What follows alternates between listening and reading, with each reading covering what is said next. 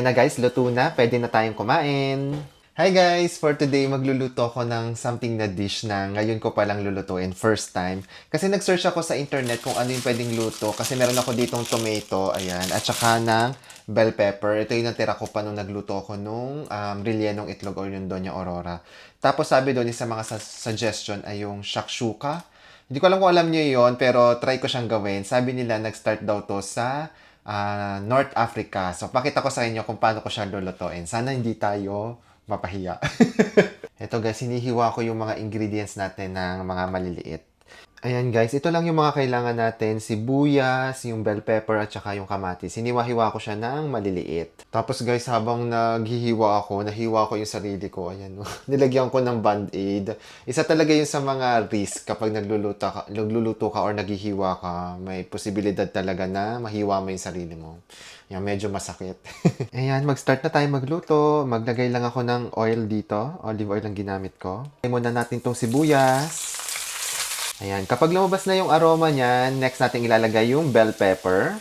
Ayan, after 2 to 3 minutes, lagay naman natin yung mga kamatis natin. Tapos, halo lang ulit. And then, lagyan natin ng mga pampalasa. Una muna, lalagyan ko nitong smoked paprika. Ayan, tansya-tansya lang. Tapos, lagyan ko din itong cayenne pepper. Tapos, lagdagan natin ng konting anghang, chili flakes. And then, black pepper, konting salt. And then, yung last, ito, tomato paste. Ayan. Tapos, halu-haluin natin. Siguro, lutuin natin to ng mga 5 minutes. Kailangan lumambot yung mga kamatis eh. Ayan, lagyan ko pala siya ng konting honey para mabalanse yung asim. Pag wala namang honey, pwedeng sugar. Tapos nilalagyan pala to ng itlog. Kaya ito, ikakrak ko muna tong itlog dito sa isang lalagyan.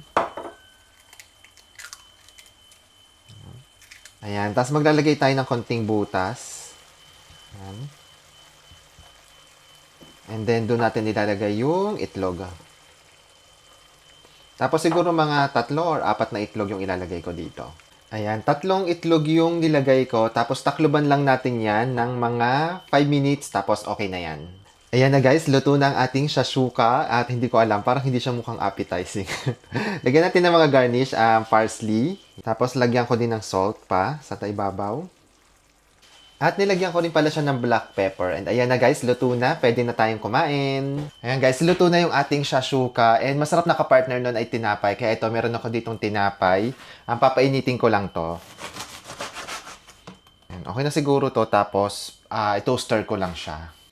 Ito guys, yung ating shashuka. Actually, tinikman ko na siya para sure na tama ba yung lasa natin. And medyo naluto na yung itlog. Dapat kasi yung itlog nito medyo ano yun, malasado. Tama ba? Malasado yung term, no?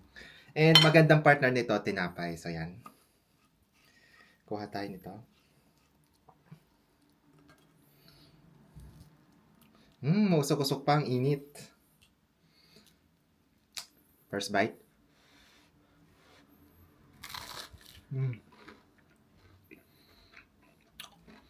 Sabi ko sa sarap. Wala eme. Mas masarap siguro to kung medyo malasado nga yung itlog. Yung parang medyo, alam niyo yung kumakatas yung pulda niya. Pero yung iba kasi ayaw nun eh. Doon sa ibang napanood ko, naglalagay pa sila ng ibang mga kung ano-ano dito. Meron silang nilalagay na cumin, coriander. Pero wala kasi ako nun kung ano lang available sa pantry ko. And yun yung nilagay ko. And anyway, turns out okay naman siya. So guys, kapag gusto nyo po ng quick and easy na mga lutuin tapos masarap, try nyo to bagong-bago sa Shuka. Actually, bago siya sa akin, pero matagal na to eh. Sa North Africa daw to, sa mga Morocco, ganon. Ayan. Kain po muna ako guys ng aking lunch.